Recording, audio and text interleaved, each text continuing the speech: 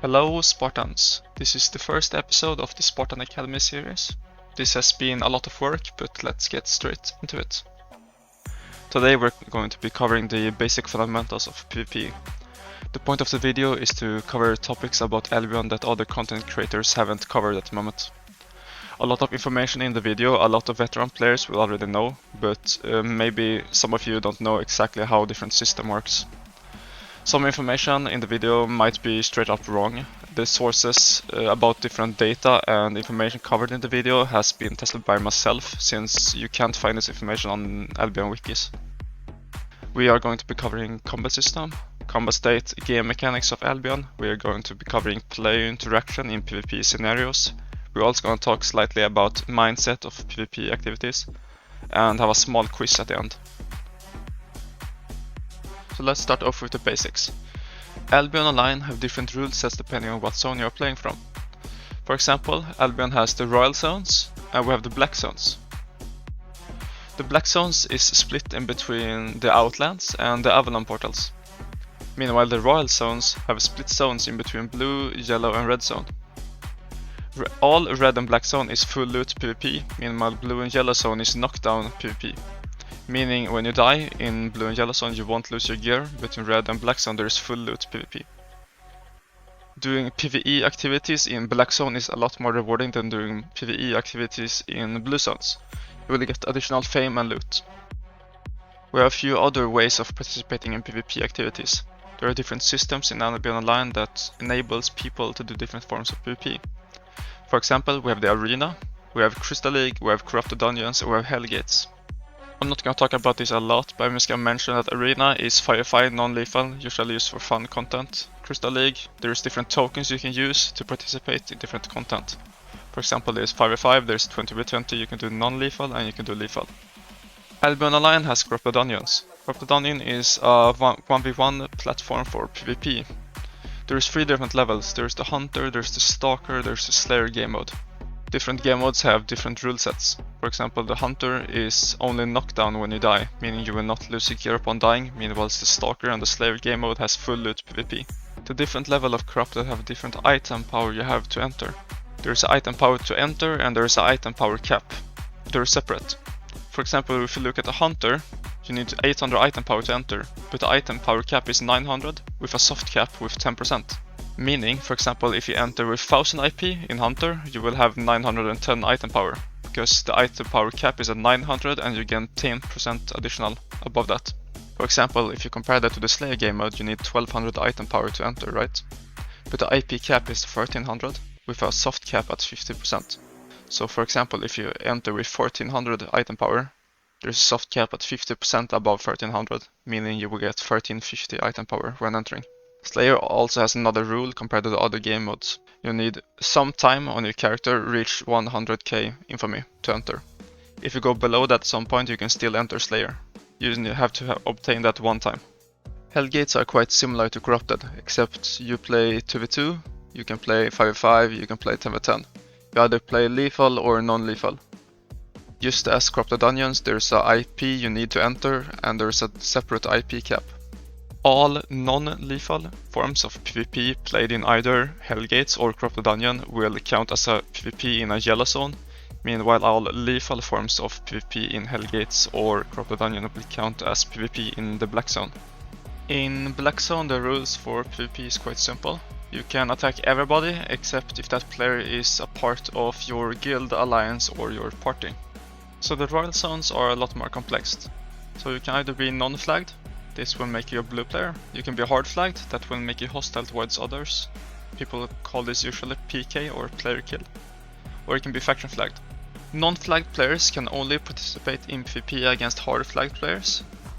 Hard flagged players can participate in PvP against everyone except party members, alliance or guild members. Faction flagged players can only participate in PvP against hard flagged players or against faction flagged players of a different city. What type of flag you are, for say if you're hard flagged, faction flagged or non-flagged, whatever you might be, it will only have an impact on Royal Zones. So if you go into Black Zone or Avalon or whatever, it will not have an impact. Albion Online has Reputation System. It's a system to balance PvP activities in the Royal Continent. I'm not gonna go into too much detail about this, but what you need to know is that you increase your reputation from participating in PvE activities in the Royal Continent. Meanwhile, you will decrease your reputation by participating in PvP while hard flagged. Increasing your reputation will increase your rank. For example, if you are Glorious, which is the highest rank, you will have like a small resistance potion buff permanently while you are non-flagged. If you are Glorious, you will receive about 9% buff to defense and 10% CC resistance when you are non-flagged. Decreasing your reputation will restrict your zone access. For example, if you are below Suspicious, you will not have access to the below zones. If you are below Nefarious, you will not have access to the Royal Continent at all. And the next topic on the list is combat states. So this is like information I've gathered myself. There is not really a lot of information about this topic out there, so I've done my own testing and I'm gonna present it right now. I've divided the combat states into 3 separate states. I'm gonna refer to them as out of combat, in combat, and participating in combat. This is states that I've named myself since there is no official name on it yet. Out of combat is a default combat state of Albion Online. While you're out of combat, you can switch abilities or / and items. You will health regen, and you can zone for other zones / areas. You will be put in combat if you have received damage, status effect, or a debuff within 18 seconds.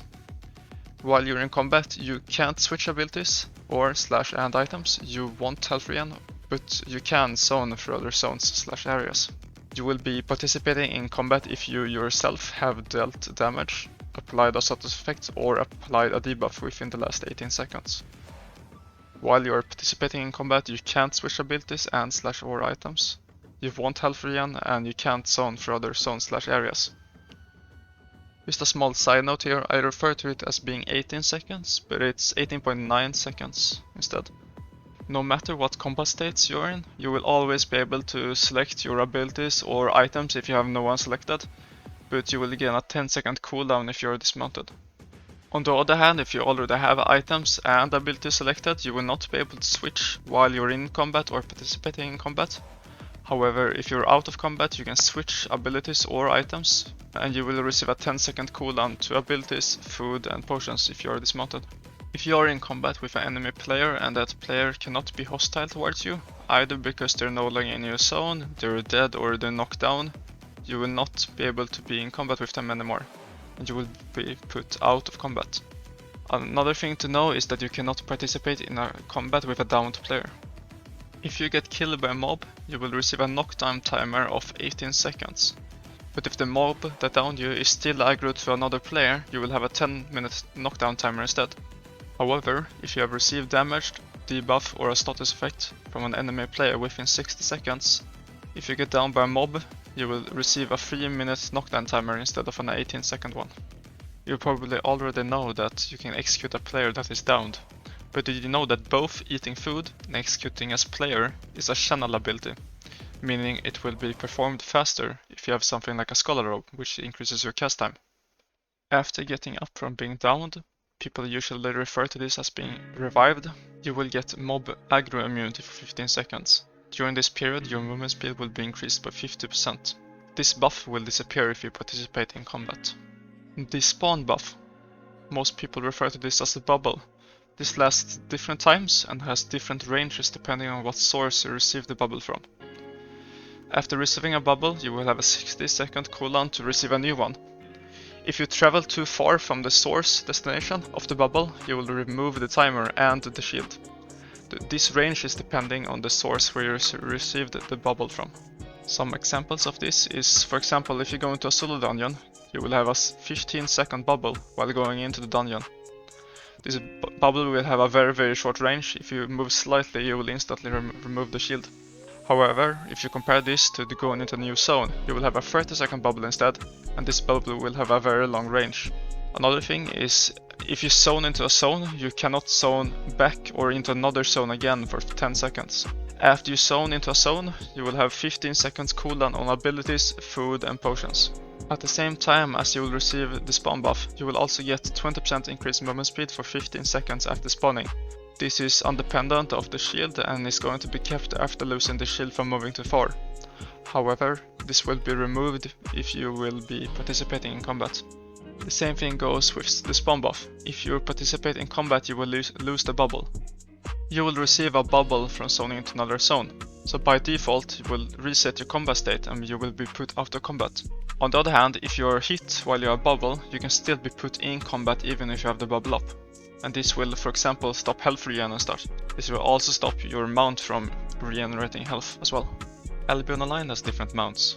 You choose different mounts based on your activity.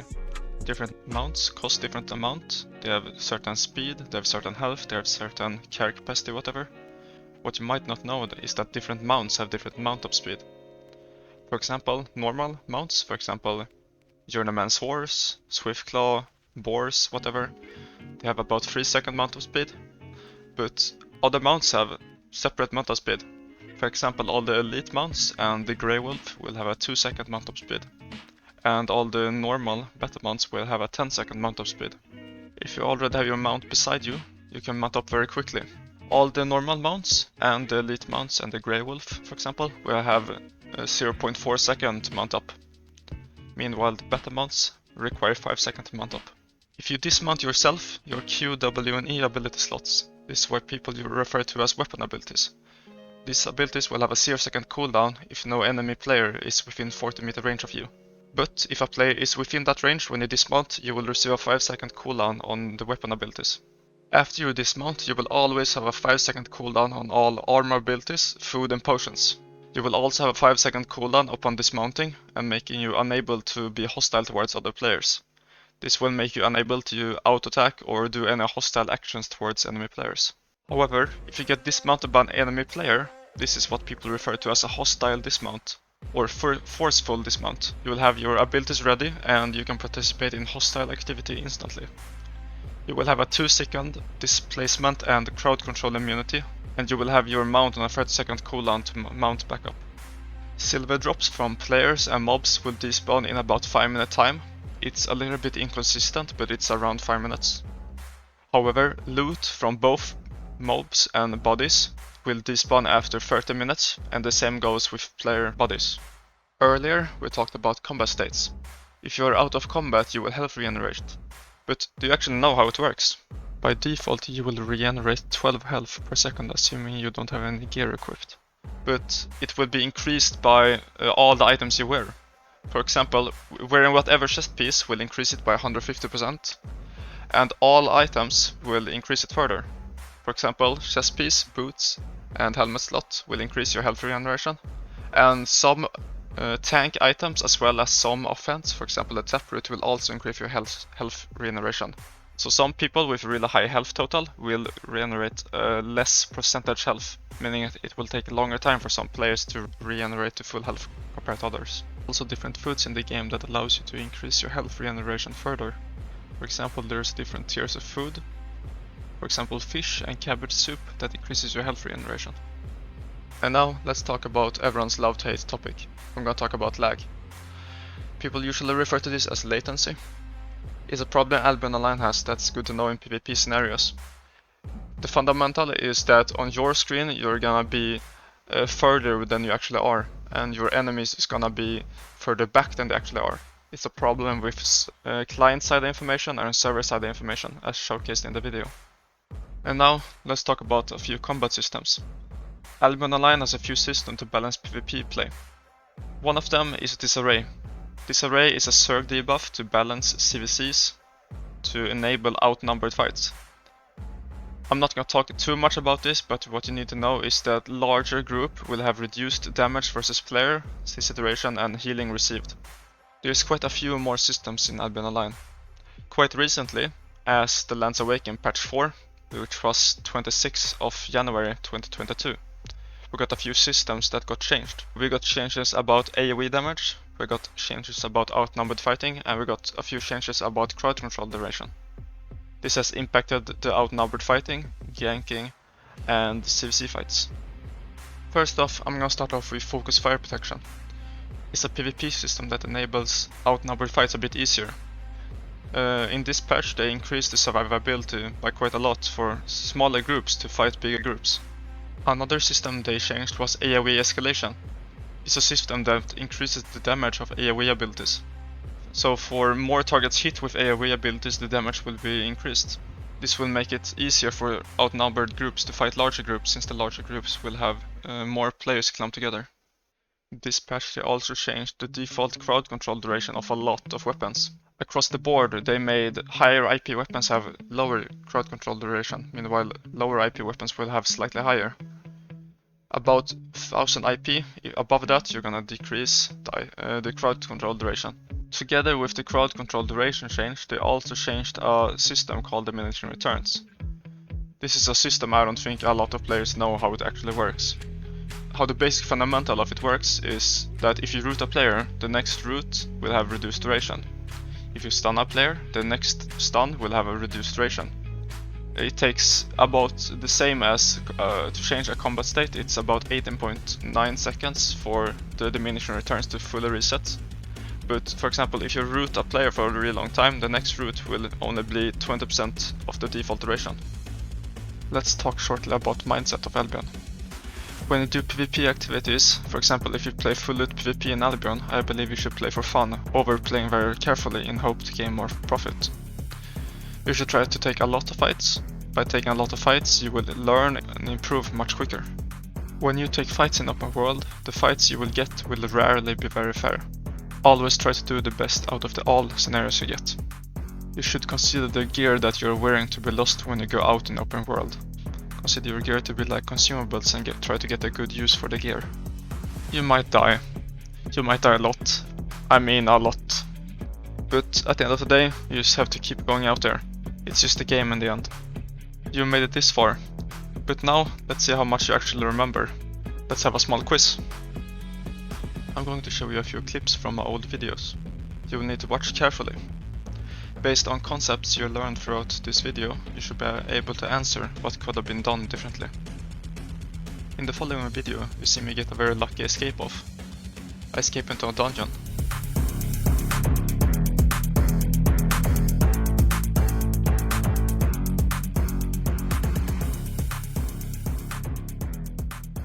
Based on what we talked earlier about in this video, what could this maze player do differently to get a better result?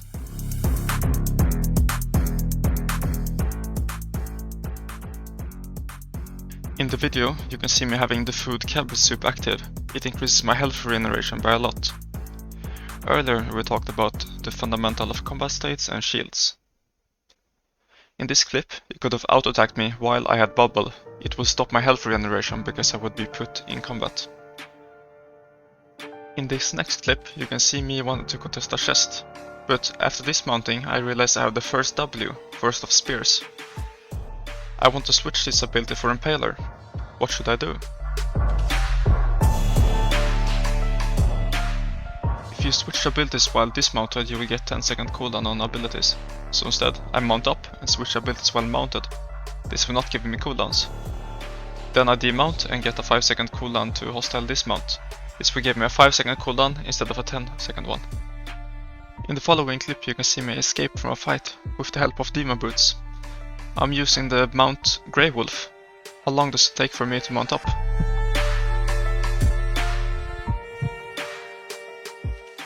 All normal mounts will take about 3 seconds to mount up, but in this clip I'm using the Grey Wolf. The Grey Wolf will take 1 second faster. It can mount up in 2 seconds. Thank you all for watching. If you have any questions, opinions or any other thoughts, let me know in the comment section below. See you soon!